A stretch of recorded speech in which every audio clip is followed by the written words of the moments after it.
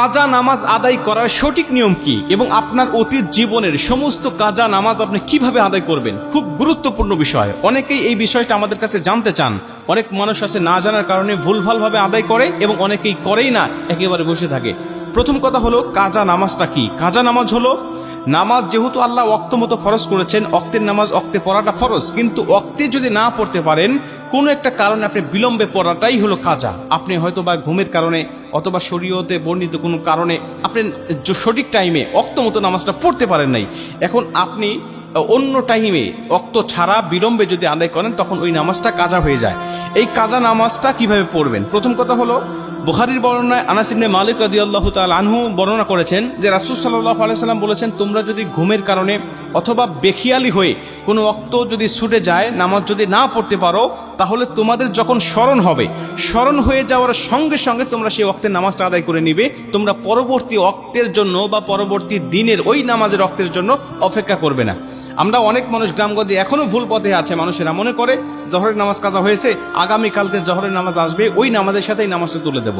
অথবা ফজরের নামাজ কাজা হয়েছে, জহরের নামাজ আসলে আমি ওই জহরের নামাজের আগেই নামাজটা তুলে দেব। বিষয়টা এমন নয়।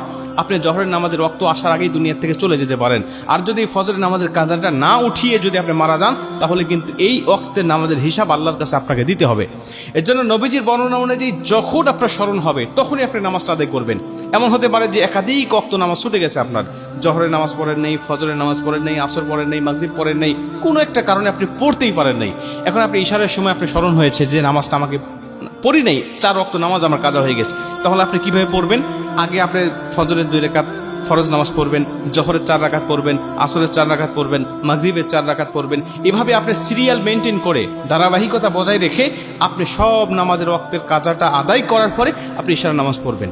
কিন্তু এমন যদি হয় যে আপনি জামাতে নামাজ পড়তেছেন, ইশারের নামাজ আপনি জামাতে গিয়েছেন, জামাতে মোটামুটি দাঁড়ায় গেছে, এখন আর সময় নাই আপনার নামাজ আদায় করার মতো কাজা নামাজ। এখন আপনি আগে জামাত যেহেতু দাঁড়ায় গেছে, তাহলে জামাতের নামাজটা আগে আদায় করে নেন। এরপরে আপনি ওয়াক্তের নামাজগুলো ধারাবাহিকভাবে সিরিয়াল মেনটেন করে আপনি নামাজগুলো আদায় করে ফেলবেন, তাহলে আপনার কাজা নামাজগুলো আদায় হয়ে যাবে ইনশাআল্লাহ। এখন কাজা নামাজের জন্য কি আলাদা কোনো সূরা কিরাত আছে বা আলাদা কোনো নিয়ত আছে? বিষয়টি এমন নয়। আপনি অন্যান্য নামাজে যেই সূরা কিরাতগুলো পাঠ করেন, কাজা নামাজে একই রকম সূরা কিরাত পাঠ করবেন। অনেকেই বলে যে সূরা ফাতিহার পরে 3 বার করে সূরা ইখলাস পড়তে হয়, বিষয়টা এমন নয়।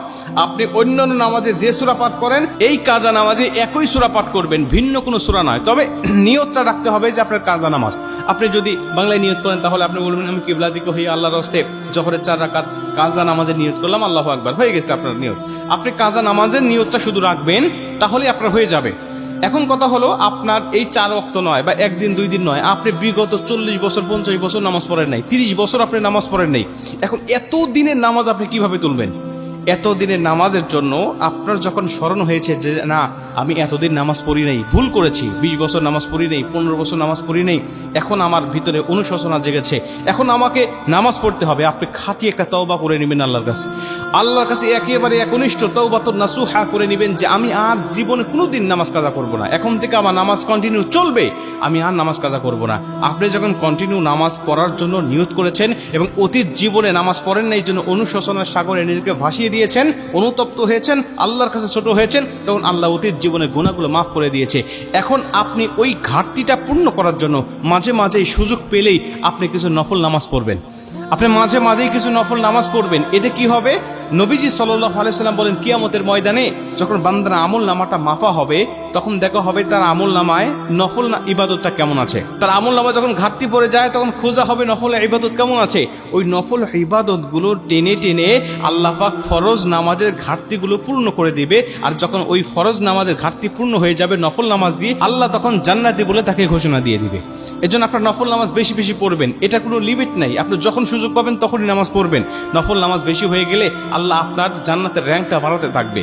অতএব আপনি যখন খাঁটি তওবা করে সুযোগ পেলেই নফল নামাজগুলো আদায় করবেন, তখন অতীতের জীবনে গুনাহ মাফ হবে আর ওই কাজা নামাজের ঘাটতিটাও কিন্তু পূর্ণ হয়ে যাবে। আর খাঁটি তওবা যদি হয়, তাহলে আল্লাহ সূরা ফুরকানের মধ্যে বলছেন, ইল্লা মান তাবা ওয়া আমানা ওয়া আমিলা আমালান সলিহা ফাউলাইকা ইউবাদদিলুল্লাহু সাইয়্যাতিহিম হাসানাত।